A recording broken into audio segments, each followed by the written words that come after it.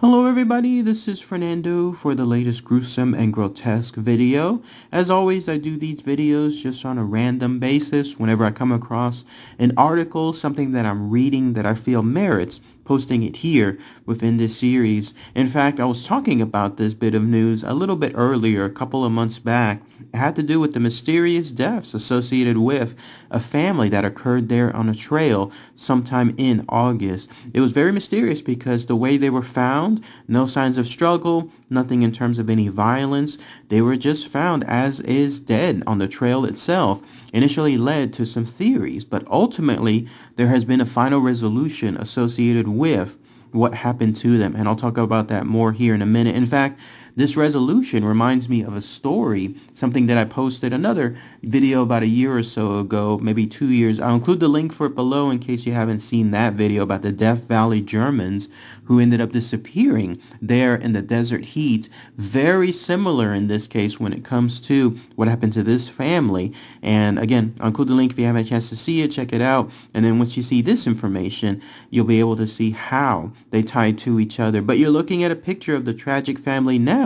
The one I'm going to talk about here, it has to do with Jonathan Gerrish, Ellen Chung, their daughter Miju, and their 8-year-old dog Oski, who all died of severe dehydration, hypothermia, there on a trail known as the Sierra National Forest. So let's go ahead and let's talk about all the information, and I'll give as much info as I can up to this day. This is why, again, I was waiting until this final bit of news came out. So essentially, here's what happened. You have to go back to August, mid-August to be specific, and this was around August 15th on a Sunday, although I've read two sites. One of them stated that it happened in the early morning whenever they started their trail, and then another one stating that it happened in the afternoon whenever it started the trail. Either way, though, this was something that was a very, very bad idea for them because of the time period. So yes, this family consisted of the father, Jonathan Gerrish, the mother, Ellen Chung, and then they just had a 1-year-old daughter named Miju, and then they also brought along their 8-year-old dog, Oski. And it turns out that they had a Ford Raptor truck that they brought along, and they parked near an area of that location called the Savage Lundy Trail, and then that's where they started their particular expedition. In fact, this is a place called the Sierra National Forest. There's 2 trails there that happen to be there. One is called Heights Cove, and the other one is called Savage Lundy. Some of you that happen to be within that location might know information about this. Some of you may even, listening to this, may have even hiked those trails itself. Interestingly enough, people that have done so state that there is a good set of dangers there associated with either of those trails. There's the idea that there's algae that could be very dangerous. More on that here in a minute. There's also the idea that there's wildlife, in this case snakes, that provide perilous encounters there too. And there's also the notion that there's very little resources when it comes to being out there, like in terms of GPS and cell phone reception. You're pretty much out there in the middle of nowhere, and what led things to be worse is that apparently the year before there was a very large wildfire that caused a lot of the trees and a lot of the areas there purporting to provide shade to suddenly be gone. I mean, you can see some of the remnants where it looks like stuff has been growing back up, but it still didn't provide too much shade on there. But those that have traveled out there have stated that whenever you go to that location, you must do it in the very early morning, or you must do it in the very late evening. In fact, one of the investigators was stating that he in turn usually does it,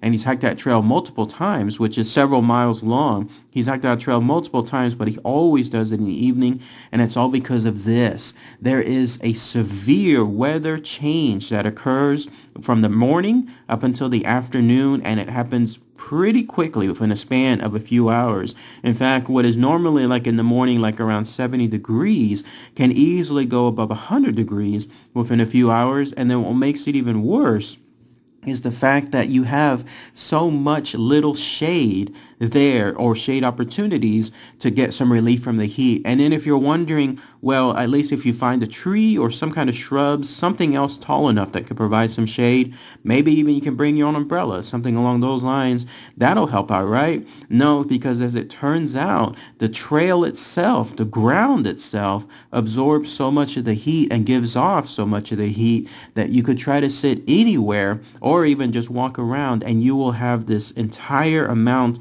of just heat emanating from below you, and that causes you to essentially overheat, hypothermia in other words. And that's what eventually was the final resolution associated with the family. They had gone out there ill prepared, only carrying enough water for not even one person, let alone the three of them along with the dog as well. And they had basically gone there at the worst time of the day during the late summer too. All of this essentially caused them to go out just as is, thinking everything was going to be okay, but within a short time span, they had easily run into a situation of scorching temperatures, scorching heat, no shade, no opportunities to have relief from the heat, especially from the ground itself, and then they were running out of water. In fact, they have covered, according to what I was reading, about 4/5 of the trail itself. It was, again, several miles long. They had covered it, and also, if you wanted to take truly the entire trail,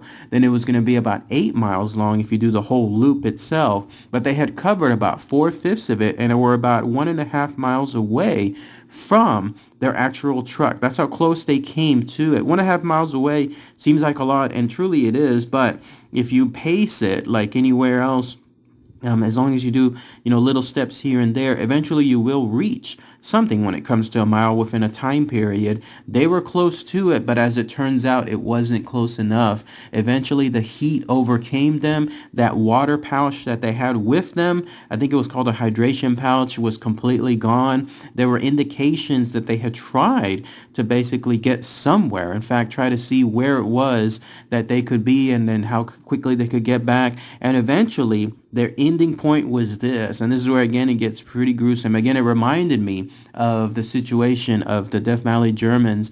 So eventually, when they were finally succumbing to their heat, to, in other words, the heat of the day, their dehydration, and then also this extreme hypothermia, eventually they had to split. And that's where Ellen decided to go a little bit further. They decided to split and leave the baby with John. And that way he would help take care of the baby. Maybe they would find someone along the trail, or maybe that person, whoever split, like in this case Ellen, would be able to be the first person to have some rescue up front and then bring it back over to John. He was going to stay back in the middle of the trail and then try to make sure that he could help protect the baby, who authorities stated would have suffered the most because of being an infant, having very little protection when it comes to these type of situations, when it comes to their body. So he was left behind with her. He stayed in a seated position, presumably like to try to cover her as much as possible. Ellen was found a little bit closer above, but either way, though, both of them ended up passing away right there in those spots. In fact, he was found, authorities actually found him as is in the seated position with the baby right beside him, and then the dog also nearby him too. Probably the dog, of course, just being another poor tragic victim, just like the poor baby as well, having no chance at all when it comes to the extreme temperature out there. And then Ellen was found a little bit farther, apparently up a hill. Those of you that again know this trail, the way I was reading this information stated that it's very perilous if you're someone that is not used to being up and down hills. Like, there's no flat terrain here. It's absolutely just jarring hills going up and then going down. And that's where Ellen was found. She was apparently found up a hill. There were signs of struggle as if she was trying to get over the hill. And investigators and then others that were doing more on the medical side stated that during extreme hypothermia, it becomes a point where the body starts shutting down and that starts impacting the brain as well. That one could just imagine that her body was just not functioning anymore. There was little to no chance of her being able to get up a simple hill, or it would have been a simple hill for somebody young and fit like that. There would be no chance for that to happen because of the extreme conditions of facing her body. And so she was found dead in that position up there. He was found again in a seated position next to the dead baby, and then the dog faithful dog. Who knows if that dog was there the whole time, or if they were long dead, it ended up just deciding to rest next to them and then just passed away there. That's essentially how they were found. And so initially, all the investigation that started, because there was so much mysteriousness around their deaths, how they were found, no signs of struggle, no violence, nothing along those lines. It was originally thought that there could have been more dangerous things out there, like algae. Apparently, the algae around that area could lead to some dangerous fumes, and that's one theory that was purported. In fact, that was one I was discussing during my initial posting from a couple of months back. And then another theory was there was a lot of mines that were there that were from the older days, and if all of a sudden a carbon dioxide pocket was released from those mines near their area, that could have caused their deaths too. All of it was waiting on the results of the autopsy, and that's essentially what was found. They were dead from hypothermia and then also severe dehydration. Again, just poor, unfortunate victims. This family, when it comes to being ill-prepared of going out there and thinking that they could easily just handle a trail, never having done it before, just thinking they could easily do so, but not knowing about the extreme heat exposure and let alone the lack of water that they brought with them to handle something like this. I mentioned this before in some of my past videos. Some of you that are out there have heard this too. I too love going on so many of these trails, mainly just for ghost hunts, but I try to go with as much preparation as possible. Like, I'll make sure that it's in an area where I do not travel far away from where I first started, and I'm well aware of the heat surrounding me, the area, the location. Even if it's the first time I'm there, I'm well aware of how quickly I could get back somewhere without getting lost. And if I try to do my best, it's always going to be doing it on a tour. Like, in other words, being with other people, going to another place, having this tour, have expectations on where they should be from point A to point B. That way, if for whatever reason something bad happens and the and the tour doesn't get to point B, then other people that are expecting them there, like in other words the employers or anyone else, will know that that happened, and that's when there's an immediate look. Something else, like in terms of trying to find out what occurred. Here in this case, this poor family just pretty much did it all on their own, went on this hiking trail